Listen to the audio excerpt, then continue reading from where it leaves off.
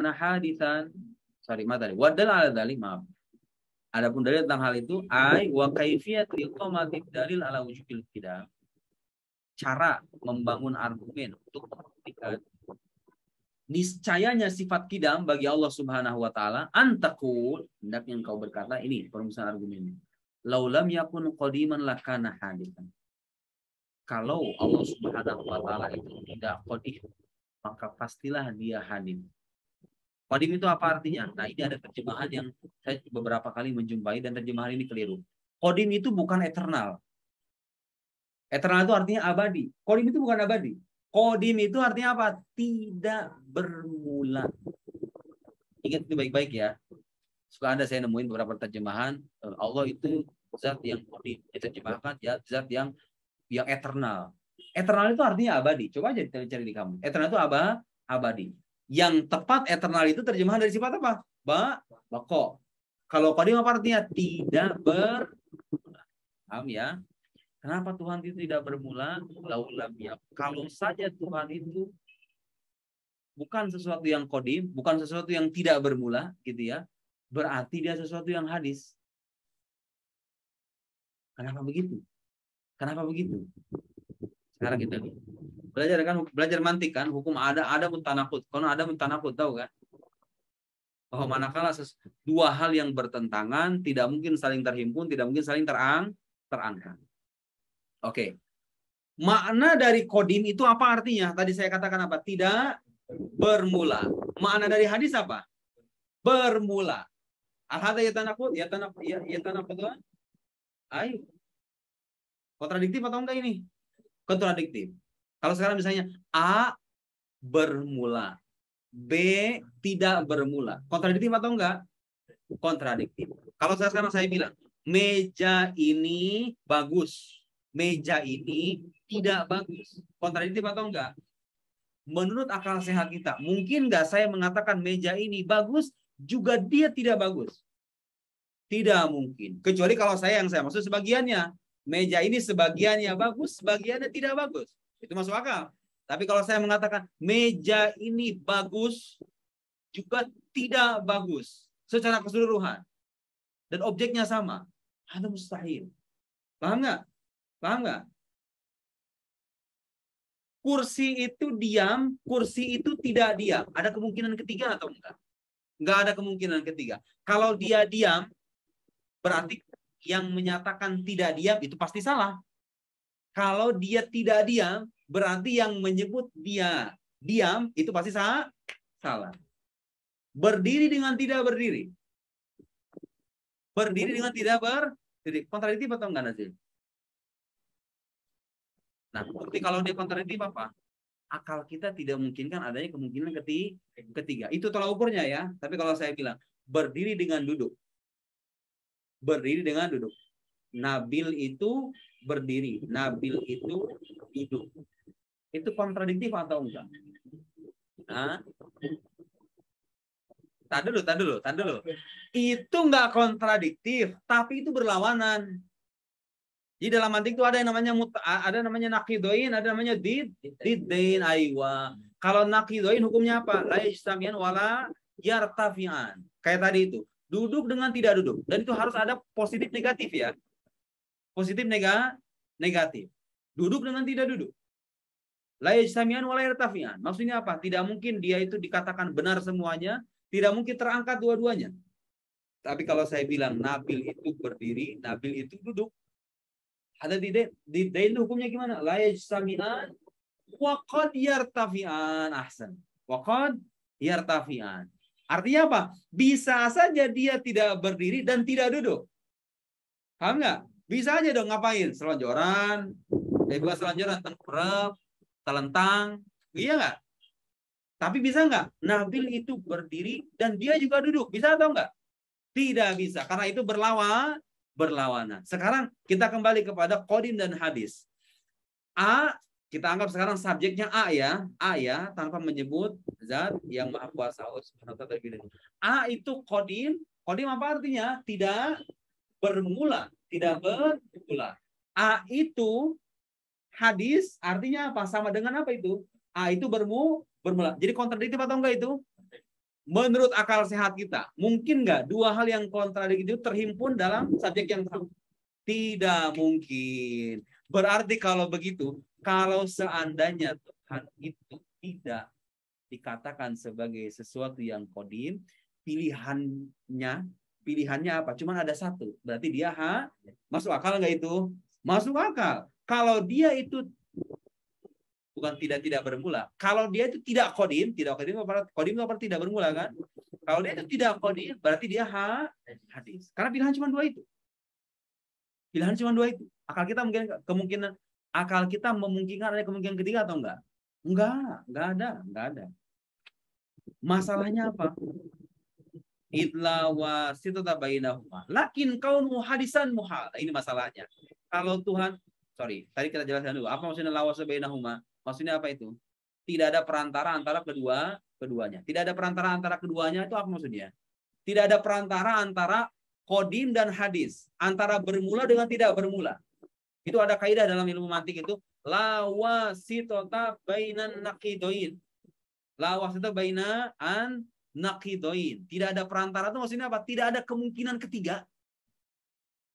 Kayak sekarang saya bilang misalnya, ini apa stabilo? Stabilo ini kuning, stabilo itu tidak kuning.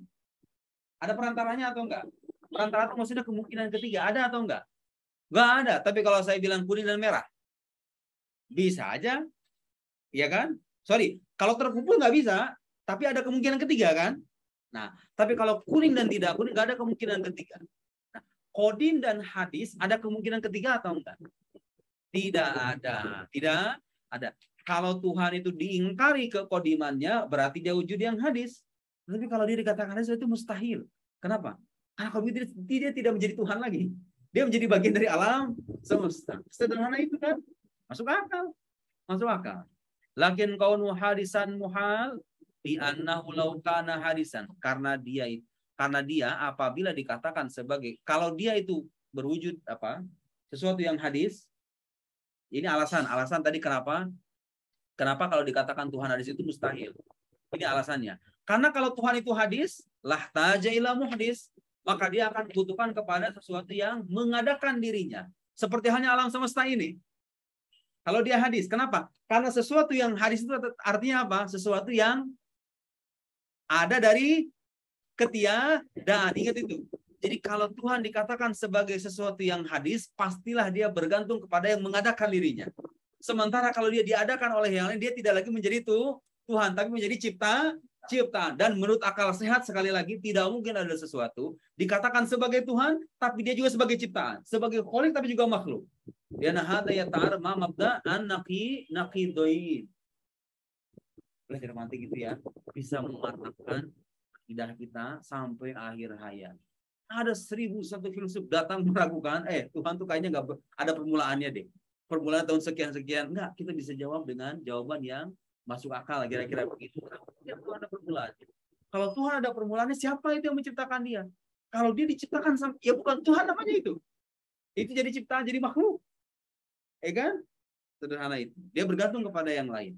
Lahtaja ila muhadithin lianna kulla hadisin, karena segala sesuatu yang hadis la budalahu min muhadithin, membutuhkan muhdis itu artinya yang mengadakan ya, yang mengadakan dari ketiadaan. Walau hadasa binafsin. Nah, sekarang bagaimana kalau seandainya dia itu ada dengan dirinya sendiri? Bukan ada dengan dirinya sendiri, ini beda. Saya nggak mengatakan ada dengan Tuhan itu ada dengan dirinya sendiri, betul. Tapi kalau dikatakan Tuhan itu mengadakan dirinya sendiri, itu salah. Bisa ngebedain ya? Tuhan ada dengan dirinya sendiri dengan Tuhan mengadakan dirinya sendiri. Mikir. Apa bedanya? Bedanya apa? Bukan dua Tuhan. Apa bedanya Tuhan ada dengan dirinya sendiri dengan Tuhan mengadakan dirinya sendiri?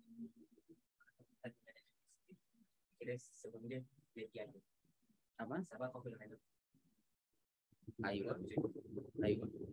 Terus kalau Tuhan ada dengan dirinya sendiri, ayo. Kalau Tuhan itu ungkapan hampir mirip tapi kalau ditelisik maknanya itu dua hal yang bertentangan. Ya, kalau dikatakan Tuhan ada dengan dirinya sendiri, artinya apa? Keberadaannya tidak bergantung kepada yang lain. Oke? Kalau Anda mengatakan, dan tidak ada ulama muslim, dan kalau ada orang mengatakan Tuhan mengadakan dirinya sendiri, itu keliru. Justru itu bisa menjadi serangan orang ateis kepada kita. Loh, Tuhan mengadakan, buat sebelumnya nggak ada dong Tuhan itu, kan mengadakan. Mengadakan itu artinya apa coba? Menjadikan sesuatu itu ada setelah sebelumnya tiada. Handphone ini nggak ada, saya adain, saya mengadakan handphone ini. Artinya apa? Tadinya handphone ini tidak berwujud, saya wujudkan dia. Mengadakan itu namanya. Itu kan? Itu hanya berlaku bagi sesuatu yang hadis. Kalau Anda mengatakan Tuhan mengadakan dirinya sendiri, itu kontradiktif. Kenapa kontradiktif? Karena kalau mengatakan Anda mengatakan Tuhan mengadakan, itu artinya apa? Secara tidak langsung Anda mengakui bahwa Tuhan itu tadinya tidak ada, kemudian ada. Kemudian ada. Sementara wujud Tuhan adalah wujud yang tadi kita katakan apa? Tidak memiliki permulaan. Berarti ungkapan mengadakan itu ghair daqiq. Illam yakun mukhtian, gitu ya. Kalau seandainya dia tidak bermaksud untuk, mungkin orang bisa mengatakan begitu, maksudnya bukan begitu. Tapi itu maksudnya begitu, tapi kan maknanya begitu. Kalau mengadakan itu artinya kan menjadikan sesuatu ada setelah sebelumnya tidak ada. Dan itu kita tidak mengatakan begitu. Kita mengatakan Tuhan ada dengan dirinya sendiri. Kalau sekarang misalnya lau hadasa binafsihi, kalau seandainya Tuhan itu mengadakan dirinya sendiri atau dia menjadi ada. Nah, menjadi ada dengan dirinya sendiri. Menjadi ada. Ada saya menjadi ada. Sama atau beda Nazim? Menjadi ada dengan ada. Itu sama atau beda? Beda. Kalau menjadi ada itu artinya tadinya dia belum berada, kemudian tiba-tiba ada. Artinya apa? Dia sebelumnya tidak ada. Ya iya dong, kalau menjadi ada tadinya nggak ada dong. Kenapa juga menjadi? Kalau Tuhan itu menjadi ada dengan dirinya sendiri, lazima ijtima'un naqidain. Konsekuensinya apa? Terhimpunlah dua hal yang bertentangan. Kenapa bertentangan? Ya tadi itu. Tuhan itu adalah wujud yang menurut penalaran nalar sehat kita tidak memiliki permulaan. Tiba-tiba dia dikatakan sebagai sesuatu yang menjadi ada dengan dirinya. Artinya apa? Dia memiliki permulaan dan tidak mungkin akal kita memungkinkan adanya membenarkan dua pernyataan. Tuhan memiliki permulaan, Tuhan tidak memiliki permulaan. Ada mafhum? Wahwal musawah warujhan. Wahumal musawah, yaitu apa istimewa naqidah ini itu? Kesejajaran dan keterberatan.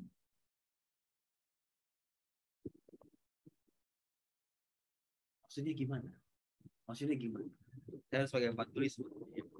Tapi gini aja, bayangin aja ya, saya harus pakai papan tulis. Kalau misalnya sesuatu itu menjadi ada dengan dirinya sendiri, artinya kan nggak ada sebab. Iya nggak? Nggak ada sebab. Tapi masalahnya ketika Anda mengatakan menjadi ada itu, artinya kan tadinya nggak ada. Iya nggak? Bayangkan sekarang saya sering kasih permisalan ini. Dua timbangan, sama-sama sejajar. Sama-sama setara. Oke? Ini misalnya gini, kasih tanda di sini ada, ini tidak ada. Sejajar. Sama-sama sejajar. Tiba-tiba sisi yang ini terberatkan. Rujahan itu maksudnya begitu. Rujha hada ala hada. Atau rojah hada ala hada. Rujahan itu maksudnya keterberatan itu maksudnya gitu. Dua sisi yang tadinya setara, kemudian terberatkan. Sekarang saya mau tanya begini. Mungkin nggak ada sesuatu yang dia itu setara, tapi dia juga terberatkan? Mungkin nggak? Jadi ada timbangan nih, bayangin. Ada timbangan. Dia setara dua sisinya, tapi dia juga terberatkan dalam saat yang sama. Tidak mungkin. Yang mungkin itu begini, tadinya sama, setara, kemudian tiba-tiba terberatkan. Kalau terhimpun kesejajaran, musawah, dan keterberatan dalam saat yang sama dengan objek yang sama, mungkin atau mustahil? Mustahil. Ya enggak? Karena kenapa itu? Naqidain. Karena ketika kita mengatakan sejajar, sama saja dengan tidak terberatkan. Tidak terberatkan dengan terberatkan. Kontradiktif atau enggak? kontradiktif. Kalau Tuhan itu dikatakan ada dengan dirinya sendiri, kontradiktif dong. Artinya apa? Ketika Anda mengatakan menjadi ada, berarti dia itu disebabkan oleh yang lain. Ya enggak? Ya enggak? Ya kan? Sementara sejak awal kita mengatakan apa? Tuhan itu adalah wujud yang keberadaannya tidak disebabkan oleh yang lain, dan karena itu kita meyakini dia tidak memiliki permulaan.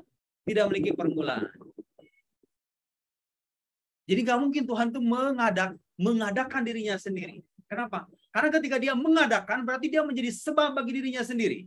Ya nggak? Sementara sekarang kita saksikan, ada nggak sesuatu yang menjadi sebab bagi dirinya sendiri? Handphone itu menjadi sebab bagi dirinya sendiri, mungkin nggak itu? Mungkin nggak? Handphone meracik dirinya sendiri gitu-gitu. Hah? Mungkin nggak? Tidak mungkin. Dengan menjadi sebab, berarti dia itu sisi keberadaannya terberatkan dari sisi ketiadaannya. Ya kan? Dengan menjadi sebab. Iya kan? Paham nggak? Paham ya? Kalau dia mengadakan dirinya sendiri, konsekuensinya akan terlahir dua hal yang kontradiktif. Apa itu? Keterberatan dengan kesejajaran. Mungkin ada, mungkin tidak ada. Tiba-tiba dia mengadakan, ya berarti kan dia menjadi sebab. Bukan hanya menjadi sebab, dia juga menjadi akibat dari diri. Oh, itu pokoknya sangat tidak mungkin. Bagaimana mungkin ada mengatakan ini itu menjadi sebab bagi dirinya sendiri dan dia menjadi akibat bagi dirinya sendiri? Ya kan? Menjadi sebab dan akibat itu nggak mungkin. Tidak mungkin. Jadi salah kalau orang mengatakan Tuhan mengadakan, itu salah ya. Yang benar Tuhan itu ada dengan dirinya sendiri, dalam arti dia tidak bergantung kepada yang lain.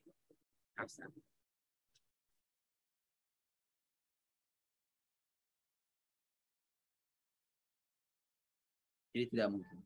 Walakin huwa ai ihtiyajuhu ta'ala ila mukhlis. Kita udah buktikan ya bahwa kebutuhannya akan sosok yang mengadakan itu mustahil. Nah, ini kasih penjelasan lagi. Idlau taja ila muhadisin, kalau seandainya wujud Tuhan itu bergantung kepada wujud yang mengadakan dirinya, muhdis. Lah taja muhadisu ila muhdis, maka yang mengadakan dirinya itu bergantung kepada yang mengadakan dirinya lagi. Falazimat daur awit tasalsul, maka konsekuensinya akan terlahir daur itu apa artinya? Daur itu kalau dalam istilah filsafat itu vicious circle. Vicious circle itu lingkaran setan. Karena saking nggak masuk akalnya gitu ya. Yang mana ada sekarang A bergantung kepada B bergantung kepada A, gitu kan? Daur itu kan awit tasalsul atau tasal. Kalau tasalsul itu apa? Tawakuf umur ghair mutanahiyah. Kebergantungan sesuatu yang tidak berakhir. A bergantung kepada B kepada C kepada D, sampai tidak ada akhirnya. Dan itu gak cuma masalah iman loh ya. Gak cuma masalah iman. Itu masalah rasionalitas. Gak mungkin. Akal sehat kita nggak memungkinkan adanya ketersambungan atau kebergantungan sesuatu kepada sesuatu yang lain yang tidak berakhir. Pastilah semuanya berakhir. Makanya penting ya, membuktikan kemustahilan tasalsul itu salah satu jantung dari argumen yang perlu kita pahami untuk mengkritik orang-orang yang menafikan keberadaan Tuhan. Kalau tasalsul itu terbukti mustahil secara akal, ya sudah selesai. Tuhan itu berarti ada. Ya kan? Dan itu sering dipertanyakan tuh. Siapa yang menciptakan Tuhan? Kan gitu. Jadi kalau segala sesuatu itu ada yang menciptakan, siapa yang menciptakan Tuhan? Sejak awal itu pernyataan sudah keliru. Karena dia mengatakan segala sesuatu itu ada yang mengadakan. Kita nggak pernah bilang begitu. Yang kita bilang apa coba? Bukan segala sesuatu. Segala sesuatu yang ada dari ketiadaan itu ada yang menciptakan. Karena Tuhan itu tidak ada dari ketiadaan, berarti dia nggak perlu mencipta. Ya, enggak. Dan kedudukannya mustahil. Ai la yumkin wujuduhuma. Mustahil itu apa artinya? Tidak dimungkinkan wujud keduanya. Wa haitsu wajaba lahu ta'ala al-qidam, manakala berlaku bagi Allah Ta'ala itu sifat qidam, istahala alaihi diddu, maka mustahilah baginya lawan dari sifat qidam. Wasil am naqif? Berapa? 1 jam 17 menit. Lanjut. Wajib yaqin, udah jauh-jauh kan ini dari Tabah. Nanti dari mana Nabil? Oh, dari ini dari Robah. Ini nggak cukup orang lagi ya, cuman bisa aja sebenarnya. Nanti kalau misalnya itu satu, ini satu. Saya mau ngajak siapa? Ada siapa? Enggak apa-apa. Iya udah sok. Tetapi ada orang Malaysia yang perempuan mana? Udah balik? Hah? Oh 34, sudah selesai.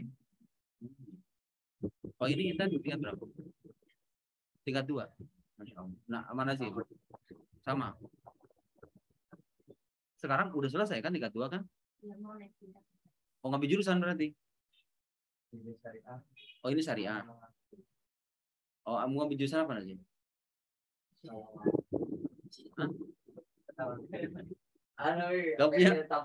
Gak punya tujuan. Udah banyak. Masing tafsir lagi udah banyak jurusan akidah aja ya udah jarang. Saya temennya akidah dari. Ya nggak apa-apa. Kuliah mas zaman sekarang mah orang tuh nggak ada kuliah ya. Jurusannya bisa A, keahliannya bisa B. Udah banyak orang zaman sekarang mah kuliah jurusan sastra Inggris. Tapi dia bisa menjadi desainer, bisa menjadi ini, bisa menjadi itu. Udah banyak sekarang. Benar. Karena adanya ini nih, karena ada internet. YouTube itu ya, bisa merubah banyak sisi dari kehidupan manusia kan. Dulu orang haji itu naik kota gitu kan, hari-hari gurun pasir. Sekarang coba, pengen belajar apa mau di YouTube? Semuanya ada. Maunya aja. Jangan maunya doang. Wajib yang kita al-baqa wa manahu annahu ta'ala la akhirah. Mana dari sifat baqa itu artinya tidak ada akhirnya. Jadi kalau qidam atau qadim, zat yang memiliki sifat qidam berarti qadim ya. Kalau baqa berarti apa? Baqi. Kalau qadim itu artinya zat yang tidak memiliki permulaan, kalau baqi atau zat yang memiliki sifat baqa artinya zat yang tidak memiliki akhir. Lagi-lagi kita bertanya kenapa harus begitu? Nah, ini maknanya la yalhaq wujudahu adam. Wujudnya tidak disusul dengan ketiadaan. La yalhaqu.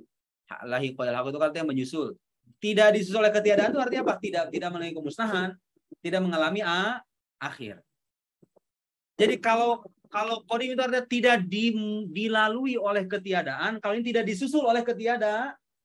Jadi baik awal dan akhirnya Tuhan itu tidak didahului oleh ketiadaan, tidak disusul dengan ketiadaan. Dia ada sebelum segala sesuatu ada, dan dia ada setelah segala sesuatu tiada. Coba ya, Tuhan yang orang Islam. Tuhan yang dikonsepsikan keimanan kita terhadap Tuhan gitu ya. Yang dikonsep oleh orang Islam itu sangat masuk akal kan? Oh, tidak ada awalnya, tidak ada akhirnya, tidak sama dengan makhluk, tidak ada makhluk yang berhak untuk menjadi yang menyandang gelar ketuhanan, tidak bertempat, tidak berwaktu, tidak ini, tidak itu. Tanzih, fi ghayati tanzih gitu ya. Kecuali orang-orang Wahabi. Allah bisa. Wa dhallun mudil. Di setiap agama memang ada. Kelompok-kelompok heretik itu selalu ada. Kelompok heretik itu ada kelompok bid'ah ya. Di Kristen sendiri ada. Jangan salah loh. Orang Kristen tidak semuanya mengatakan Yesus itu sebagai Tuhan. Ada kelompok di Kristen itu kelompok Unitarian. Mereka meyakini bahwa Yesus itu bukan Tuhan. Yesus itu adalah hamba. Bedanya kita dengan mereka apa? Mereka nggak percaya Nabi Muhammad aja. Di Kristen itu ada. Tapi itu kelompok bid'ah. Di pandangan orang Kristen itu kelompok bid'ah. Karena mainstream Kristen meyakini Yesus itu adalah Tuhan. Karena jermaan dari firman Tuhan. Selalu ada ya. Kelompok heretik itu selalu ada. Yang nyeleneh itu selalu ada lah pokoknya. Dimanapun itu. Atau dia Azhar sendiri kan. Lagi rame itu. Dan ala dzalika annahu law lam yajib lahul baqa. Dalil atas berlakunya sifat tadi, sifat baqa. Apa dalilnya? Annahu law lam yajib lahul baqa. Kalau seandainya Allah Ta'ala itu tidak wajib baginya berlaku sifat baqa, la amkana ayyakuna faniyan. Iya dong. Tidak ada kemungkinan ketiga lagi-lagi itu. Kalau seandainya Tuhan itu tidak kekal, baqa itu artinya kekal ya, kita artikan begitu aja. Kalau dia tidak kekal berarti dia musnah. Ada kemungkinan ketiga enggak? Karena mengatakan musnah itu sama aja dengan tidak kekal. Kekal dengan tidak kekal. Tidak ada kemungkinan. La wasito bainan naqi. Lam yajib al-waqa lam kana yakuna faniyan lakin imkanul fana lahu muhal. Tetapi kemungkinan adanya kemusnahan bagi Tuhan itu mustahil. Mustahil. Pak Guru kan gitu kira-kira orang nanya. Idlau kana faniyan. Karena kalau saja Tuhan itu musnah, lakana jaizal wujud. Karena kalau Tuhan itu musnah berarti dia itu menjadi sesuatu yang mungkinul wujud atau jaizul wujud. Kenapa begitu? Ingat, sesuatu yang mungkin itu, ingat definisi mungkin apa? Definisi mungkin apa? Apa namanya definisi mungkin? Mahwal mungkin mayakbal al wujud wal adam, mayakbal wujud wal adam atau mastawa tarafa wujudan wa adaman. Yusama hadza mungkin idza kana yaqbalu adam wa idza kana yaqbalu al wujud. Paham? Jadi kalau Tuhan itu musnah berarti dia tidak menjadi wajibul wujud lagi. Tapi dia menjadi sesuatu yang mungkin atau jaizul wujud. Lakin kaunuhu jaizal wujud muhal. Tetapi keberadaannya atau keberadaannya sebagai sesuatu yang jaizul wujud atau mungkin wujud itu mustahil. Kenapa mustahil? Tadi masih ingat nggak jawabannya? Masih ingat nggak jawabannya? Ini nyambung ya. Jadi semua penjelasan itu saling terkait satu sama lain. Kita lihat. Kalau kita tadi argumennya gimana? Kalau Tuhan itu tidak kekal, berarti dia itu musnah. Kalau dia musnah, berarti dia itu menjadi sesuatu yang mungkinul wujud. Kalau dia menjadi sesuatu yang mungkinul wujud, apa nih kejutannya? Idlau kana jaizal wujud, kalau saja Tuhan itu berupa sesuatu yang jaizul wujud atau mungkinul wujud, lakana hadisat, berarti dia menjadi sesuatu yang kembali kepada argumen yang pertama tadi. Dan itu mustahil kan? Lakin huwa ay kaunuhu hadisan muhal. Jadi keberadaan Tuhan sebagai sesuatu yang hadis itu mustahil. Idlau kana hadisan lan tafa'anhul qidam. Kalau dia itu dikatakan sebagai sesuatu yang hadis berarti ternafikanlah sifat qidam dari dirinya. Sementara kita sudah buktikan di awal tadi bahwa Tuhan itu pastilah tidak memiliki permulaan. Kalau dia hadis berarti dia memiliki permulaan. Dan itu bertentangan dengan argumen yang sudah kita paparkan rasionalitasnya di pertemuan di bagian yang lalu. Paham nggak? Nah ini ada kaidah. Kullu ma sabata lahul qidam istahala alaihil adam. Segala sesuatu yang terbukti tidak memiliki permulaan, pastilah dia tidak memiliki akhir. Ini kaidah rasional ya. Kalau Tuhan itu terbukti sebagai sesuatu yang tidak memiliki awal, maka pasti dia tidak memiliki akhir. Karena kalau dia memiliki akhir, berarti dia menjadi sesuatu yang mungkin. Sementara sesuatu yang mungkin itu kalau dia ada sebabnya, kalau tidak ada berarti ada. Kalau dia ditiadakan berarti ada sebabnya. Gitu ya. Sementara sejak awal kita mengatakan apa Tuhan itu tidak bergantung kepada sebab. Oke. Kalau saya ngajar anak pesantren, mungkin penjelasannya nggak begini. Ya. Kan saya ngajar juga di kita sama pesantren. Begini ya, Allah Subhanahu Wa Taala. Itu kira-kira penjelasannya tanpa harus diperjelas sedetail-detail begitu ya. Kalau Allah tidak ada awalnya, ya tidak ada akhirnya dong. Kalau ada akhirnya, siapa nanti yang musnahkan? Kalau ada yang musnahkan, berarti nggak jadi Allah lagi dong kan gitu kira-kira. Nggak jadi Tuhan lagi. Karena dia menjadi setara dengan alam semesta ini yang musnah juga. Gitu kan? Bagaimana sekarang kita bisa mengamini adanya pencipta yang mengalami pengalaman yang sama dengan yang diciptakannya gitu loh. Ciptaan yang musnah dia juga musnah. Berarti kalau nggak jadi pencipta lagi kalau gitu. Gitu ya. Idlau kana harisan lakin intifaul qidam anhu apa? Ayo. Hal li'annahu qad qamat dalil ala wujubil qidam karena telah terbukti sebelumnya tuh dalil tentang niscayanya sifat qidam. Jadi kita nggak perlu ngulang lagi ya. Kalau sudah kita buktikan tadi kan kita mengatakan apa? Kalau Tuhan tidak mungkin mengadakan dirinya sendiri atau diadakan oleh sesuatu yang lain, tidak mungkin. Tidak mungkin. Kita sudah buktikan. Wa haitsu wajabal baqa lahu ta'ala Apabila berlaku bagi sifat baqa bagi Allah, sifat baqa bagi Allah Taala, istahala alaihi didduhu, maka mustahil baginya lawan dari sifat baqa itu.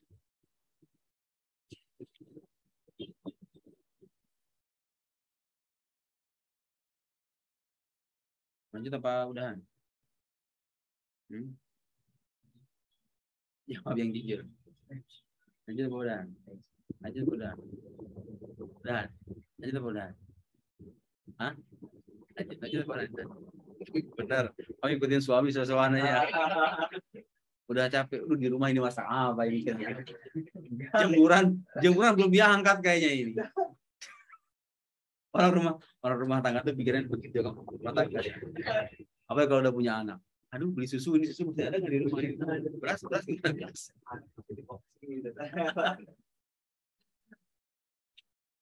Apa namanya, minyak goreng segimana lagi minyak goreng kalau habis ini?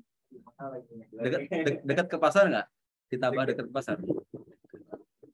Ijarnya berapa di sana? Murah ya? Hah? Murah. Mau rusak. Saya ini mau rusak nih semuanya. Jadi datang ke sini semua udah tersedia. Alhamdulillahirabbil alamin gitu ya. Dari mulai kompor, kulkas, karpet, apalagi kecuali mesin cuci, apalagi perabotan, terus ranjang, kasur, apalagi lemari. Udah homestay. Tahu sendiri darah salah. Ini 2.300. Ada AC malah. Cuma jarang dipakai AC juga. Karena istri saya nggak ini. Hah? Saya kan cuma nyelesain tesis saja. Perkiraan sampai akhir tahun. Pindah ke daratan. Mau di sini. Apaan sih katanya? Kak setuju. Bilang dulu sama istri begitu ya Nabil. Tuh harus kamu tahu nanti. Kalau udah nikah itu nggak bisa kita itu putuskan satu sendiri. Nanya dulu sama bini, sama istri. Bini itu maksudnya istri ya. Nanti tuh ya. Kamu suka begadang nggak? Suka begadang nggak? Begadang itu nggak tidur malam. Suka nggak? Suka nongkrong sama teman nggak? Suka nongkrong? Puas-puasin dulu. Udah nikah itu nggak bisa. Dikit-dikit telepon. Kamu lagi di mana? Bener nggak kira-kira? Kamu lagi di mana? Lagi di mana ini? Kalau istrinya curiga, antu kadang langsung ntar itu bisa jadi perkara itu. Tadi kenapa itu nggak diangkat dari telepon? Itu WA kenapa nggak dibahas? Ayo udah gambar belum? Nah, kamu udah siap belum? Kalau nggak siap jangan. Belajar antar ke sini nazil.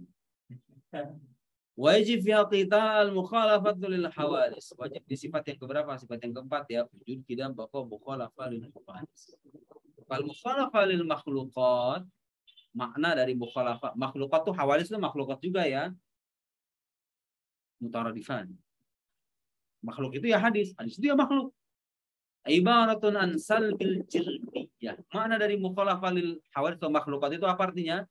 Menafikan pertama. Jadi ini apa? Menafikan persamaan antara Tuhan dengan makhluk, itu intinya.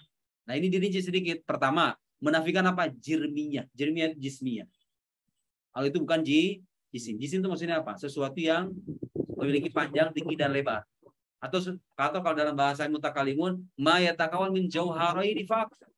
Sesuatu yang terdiri dari 2 atom atau lebih. Tentu bahasanya dulu atom ya. Sekarang mungkin para ilmuwan mengatakan atom sendiri punya partikel terkecil, bisa dibagi lagi atom sendiri. Terserah tanya para ilmuwan. Ada namanya jauhar fard. Jauhar fard itu apa artinya? Al juzul ladzi la yatajazza. Sesuatu yang tidak terbagi. Nah, manakala sesuatu itu terbagi dari dua jauhar fard, itu namanya jisim. Meskipun ada juga yang mengatakan kalau terdiri dari 3 jauhar atau lebih, itu namanya jirim. Jadi antara jirim dengan jisim itu kadang maknanya secara secara bergantian digunakan ya, maknanya kurang lebih sama. Itu sesuatu yang memiliki tempat lah gitu kira-kira begitu.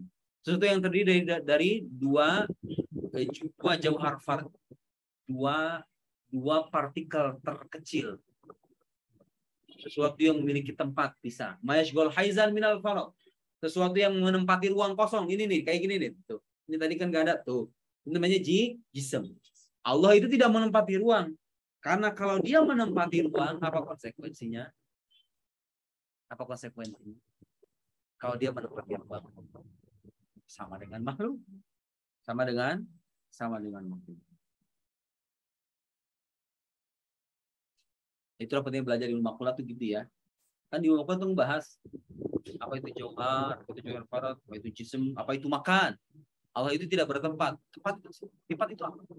Allah itu tidak berwaktu. Waktu itu apa? Khilaf bainal mutakallimin, ya kan?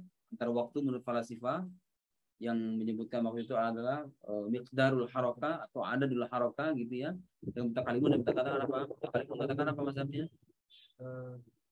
Mutajaddidun ma'lum yuqaddaru bihi mutajaddidun mauhum. Baca itu ilmu makulan. Wal aradiyah dan aksiden. Jadi menafikan apa kejisiman atau keaksidenan. Keaksidenan itu artinya apa? Apa maksudnya aksiden? Aksiden itu sesuatu yang bertempat pada jauhar atau pada substansi. Seperti apa? Zaidut Tawil Azraqu Ibnu Maliki bil amsi. Gimana tuh yang nazam apa? Ibarat yang meringkas makulat asyara itu. Jadi agak lupa ya. Zaidut Tawil Azraqu Ibnu Maliki bil fi baitihi bil amsi kana muttaqi. Biadi sayfun lahu falta fahadi maqulatu asyrin sawa. Ada 10 kategori, satu substansi, 9 aksiden. Aksiden itu artinya sesuatu yang berada pada substansi. Substansi gini. Sederhananya begini. Handphone ini, lihat. Handphone ini memiliki wujud yang inti dan yang sampingan, ya kan? Sekarang saya tanya begini. Handphone ini kalau seandainya warnanya berubah menjadi warna putih, apakah dia masih disebut sebagai handphone? Masih disebut sebagai. Berarti warna ini merupakan aksiden. Kan dia bukan sesuatu yang inti dari handphone. Gitu kira-kira pahaman sederhananya, ya. Arad, ayu arad. Ya arad itu aksiden. Nah, handphone terus mana disebut dengan jauhar? Jauhar itu ya handphone ini. Dengan segala aksiden yang dimilikinya. Dia sekarang bertempat di atas tangan saya. Berarti sekarang kalau dia bertempat di atas kursi, apakah hakikat kehandphonannya hilang? Tidak. Dia tetap dikatakan sebagai berarti kebertempatan itu juga aksiden. Dia sesuatu yang berada pada substansi atau jauhar ya, jauhar. Allah itu la yatasif bil jauhariyah wala bil jismiyah wala bil aradiyah. Bukan substansi, bukan aksiden. Kenapa bukan substansi? Karena substansi itu senantiasa disertai oleh arad. Arad itu dan layak zamanain. Tidak bisa kekal arad itu. Arad itu tidak bisa kekal. Kenapa Tuhan tidak bisa disebut arad? Itu lebih mustahil lagi. Karena arad itu apa? Dimungkinkan untuk hilang dan berganti-ganti. Layak zamanain. Dan dia bergantung kepada yang lain. Bagaimana mungkin Anda mengatakan Tuhan sebagai sesuatu yang bergantung kepada yang lain? Gitu ya. Yang dimungkinkan untuk disebut sebagai substansi nasil itu hanyalah makhluk. Oleh karena itu sang Khalik la yatasif bil jirmiyah wala bil jismiyah wala bil aradiyah wala bil kulliyah, ya kan? Wal juz'iyah wala wazinihi wala ziniha an ta'ala. Jadi menetapkan sifat mukhalafah lil hawadis itu artinya menafikan adanya permisalan. Kalau kita perinci lagi permisalan dalam hal apa? Kejisman. Allah itu bukan jisim. Karena makhluk itu, karena yang dikatakan sebagai jisim itu hanyalah makhluk. Dia bukan arad. Dia tidak bersifat kulli. Bukan sesuatu yang kulli. Apa maksudnya kulli? Itu bahasa ilmuwatik kan? Universal. Bukan sesuatu yang universal, bukan sesuatu yang partikular. Pokoknya dia berbeda dengan semua makhluk. Mungkin ada orang nanya, kalau Tuhan itu berbeda, semuanya dibeda-beda gitu. Gimana wujudnya kan kita? Gimana Anda mengatakan Tuhan itu ada kalau seandainya dia berbeda dengan gimana kita bisa memahaminya? Pertanyaan juga tuh suka ditanyakan sebagian orang. Terutama orang Wahabi ya. Ini Tuhannya Asy'ariyah ini katanya ya, bukan jism, tidak ada di langit, tidak ada di bumi, tidak ada di alam, tidak ada di luar alam. Salah kalau dikatakan Tuhan di luar alam. Kenapa? Karena di luar itu artinya menisayakan adanya apa? Menisayakan adanya haiz. Apa? Nisbah, nisbah. Nisbah. Sekarang begini nih. Kalau sekarang misalnya saya taruh ya, saya taruh barang di sini. Kemudian saya keluarkan. Tadinya ini di dalam gelas dengan di luar gelas. Ada jarak antara di luar dengan gelas ini. Nah, kalau Tuhan dikatakan di luar alam, jaraknya segimana? Kan mustahil. Mustahil. Allah itu keyakinan Asy'ariyah tuh. La kharijal alam wala dakhilal alam. La yattasil wala yanfasil. Tidak ada di dalam alam, tidak ada di luar alam. Terus gimana? Kalau dikatakan tidak di luar alam, berarti tidak ada sama sekali dong.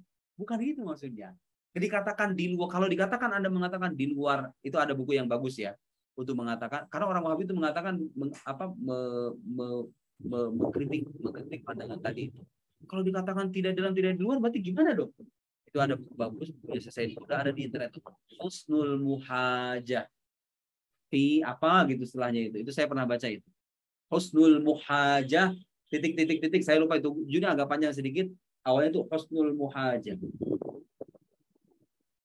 Bayan apa gitu, dakhilal alam am kharijah, ujungnya itu kharijah. Jadi untuk membahas apakah Tuhan itu di dalam atau di luar alam. Kesimpulannya apa?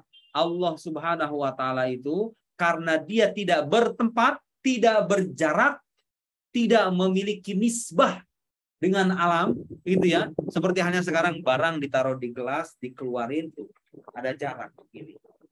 Ya, gimana? Kalau sekarang Tuhan dikatakan di luar alam dalam arti yang sesungguhnya, di mana di luarnya itu? Tetap kita bertanya di mana kan? Jaraknya segimana? Makanya mustahil kalau dikatakan di luar alam. Dan kalaupun kita mengatakan di luar alam itu hanya sebagai ungkapan majazi saja sebetulnya. Terus kalau begitu gimana? Allah ada dengan dirinya sendiri tanpa memiliki nisbah atau jarak atau masafah dengan keberadaan alam semesta yang dia ciptakan itu. Dia ada dan keberadaannya berbeda dengan semua makhluk. Tidak berjarak, tidak bertempat, tidak berwaktu, tidak bergantung, tidak berupa aksiden, tidak berupa substansi, tidak berupa jism, tidak begini-begini dan seterusnya. Apakah itu artinya meniadakan Tuhan? Enggak meniadakan Tuhan. Kenapa? Karena keberadaan sesuatu tidak bergantung pada kejisemannya, keaksidenannya, kebertempatannya. Coba sekarang saya tanya, apakah sesuatu itu bisa dikatakan ada kalau dia bertempat? Hah? Maksud saya begini, apakah keberadaan sesuatu itu bergantung pada kebertempatannya? Sehingga kalau kita bisa mengatakan segala sesuatu baru bisa dikatakan ada kalau dia bertempat? Oh tidak. Kebertempatan sesuatu itu satu hal, ada atau tidak ada sesuatu itu hal yang lain. Kan tadi kita kan itulah pentingnya kata saya mengatakan tadi. Sesuatu bisa dikatakan ada bukan karena dia bertempat, bukan karena dia berwaktu, bukan karena dia berupa substansi, aksiden.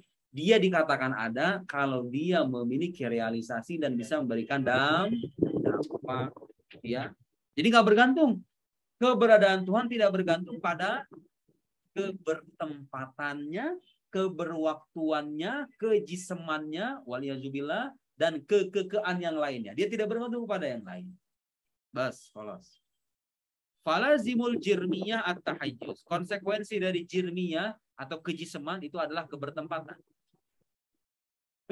Pengambilan ruang gitu loh. Kalau suatu dikatakan jism kan ada ini. Tahayyuz maksudnya begini.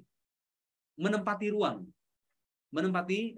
Kalau Tuhan dikatakan sebagai jism berarti dia menempati ruang kosong. Walazimul aradiyah al-qiyam bil ghair. Konsekuensi dari arad itu apa artinya? Berada pada sesuatu yang kayak tadi saya bilang nih warna handphone.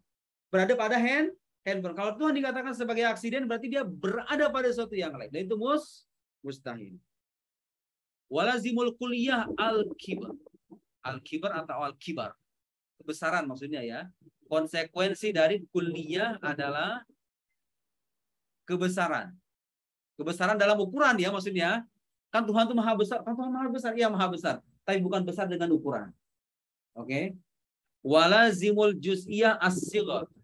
Konsekuensi dari juz'iyah adalah kekecilan. Ila ghairi dzalika. Dan seterusnya. Sekarang saya kasih alasan yang sederhana. Kalau dikatakan, kenapa Tuhan tuh harus beda dengan ciptaannya? Sekarang kita tanya aja, kamu pernah melihat nggak sesuatu yang dikatakan sebagai pembuat yang sama dengan sesuatu yang dia buat? Sehebat-hebatnya pelukis, ya, bisa nggak dia membuat sesuatu yang persis sama dengan dirinya? Tidak ada, tidak ada. Hatta dalam pengalaman sehari-hari pun kita tidak pernah menyaksikan adanya sesuatu yang menjadi pembuat atau pencipta atau sebab dan itu sama dengan yang diciptakan atau yang dia buat. Sama, ada begitu, ada, nggak ada. Bapak dengan anak, ada itu persis, nggak ada, nggak ada.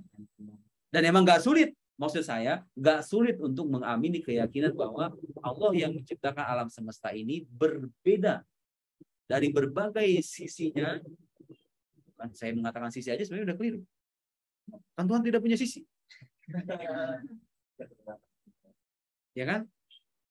Allah adalah tempat berlindung kita semua. Emang Allah punya tempat? Allah tempat berlindung kita semua. Bagaimana mungkin Anda mengatakan Tuhan sebagai tempat? Tempat itu aksiden. Tempat itu arad. Ya kan? Tapi itulah keterbatasan bahasa manusia. Allahus somad. Apa artinya Allah somad? Tempat bergantung. Kalau ternyata dalam bahasa Indonesia itu. Tempat bergantung semua makhluk. Tapi kalau